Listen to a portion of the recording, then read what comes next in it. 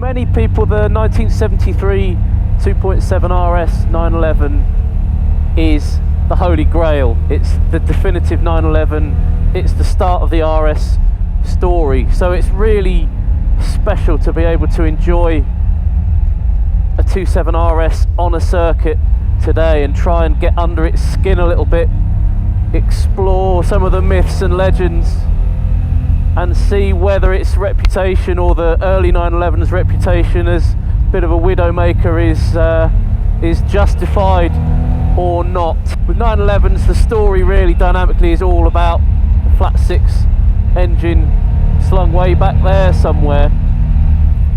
In this instance, as its name suggests, 2.7 litre, around 210 horsepower. This is a touring model, not a lightweight, so it's give or take 100 kilos heavier than the lightweight car, but it's still comfortably under 1100 kilos. So by any modern yardstick, it's still a light car. It's slightly longer wheelbase than the original pre-68 911s, so even right at the beginning of the 911 story, they were trying to mitigate the mass way back there and centre that mass as much as they could. But as soon as you get in the car, you're aware it just feels different to other cars. The steering is light. It's perhaps not as connected as a front engine car might feel, and you definitely feel with an early 911 you're so aware of the weight over the back. It's not something that makes your palms sweat straight away, it just makes you scratch your head a little bit and try and interpret what the car's responses mean, which ones you have to listen to, which ones you can ignore, which ones you need to try and drive around.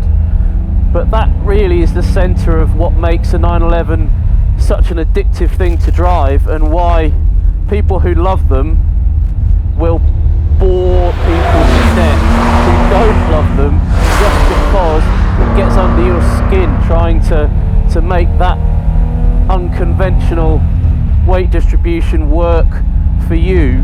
How do you do that? Well, it's all about your corner entry really. You can drive it in a conventional way and it will work to a degree, but you never really get the front end working. It'll push a little bit wide and the car feels a little bit reluctant.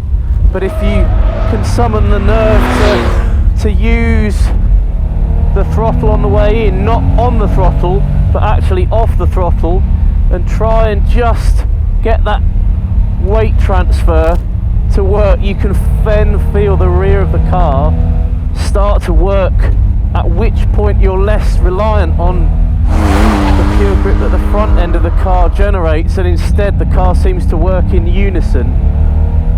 How well you're able to exploit that really depends on your familiarity with the car,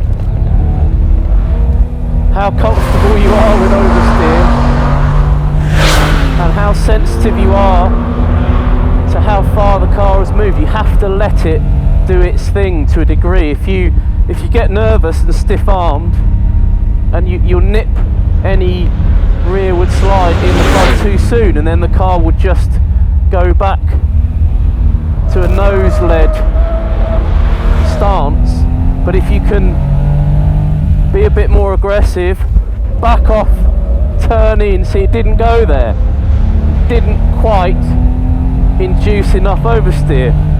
And that's the beauty and the trick and the infuriating nature of a 911, is you can't expect to get it right every time.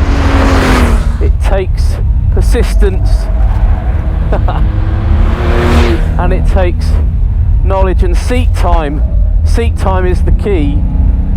But would you really want a car where you get everything right every time? I don't think so, because if you get it right every time, it suggests it's easy, and if it's easy, it's boring.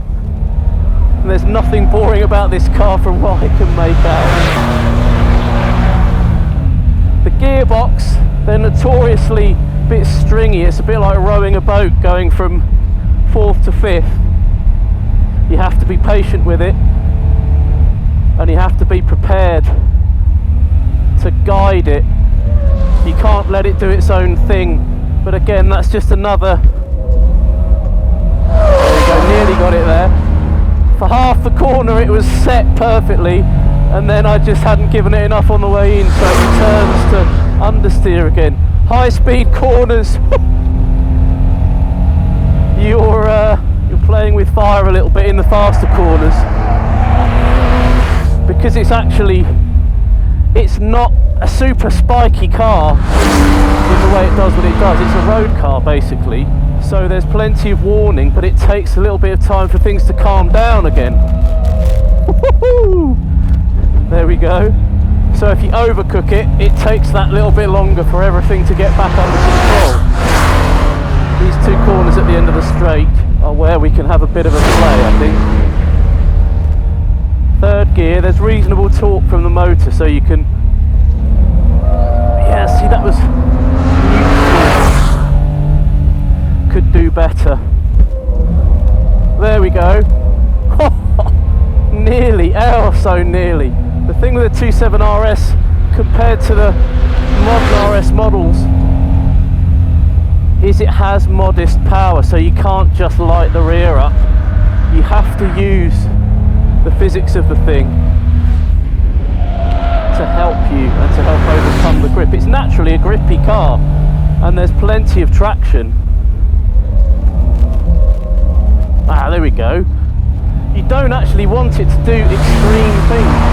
It's like any other car really. You want it to sit in that really nice sweet spot where you're not really doing very much through the steering.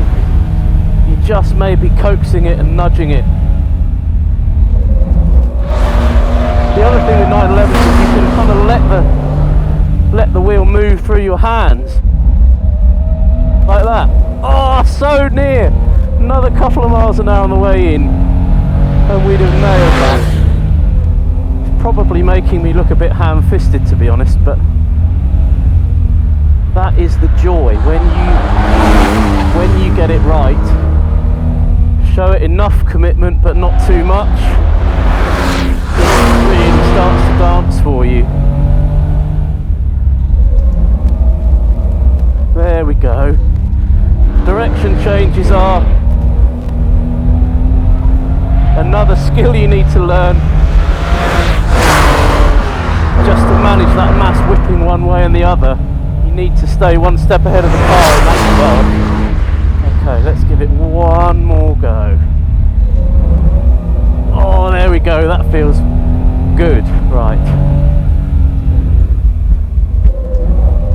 get on the power early. Yes, yes, finally lifted off enough on the way in, picked up the throttle early enough, kept my foot in, didn't give it too much steering correction.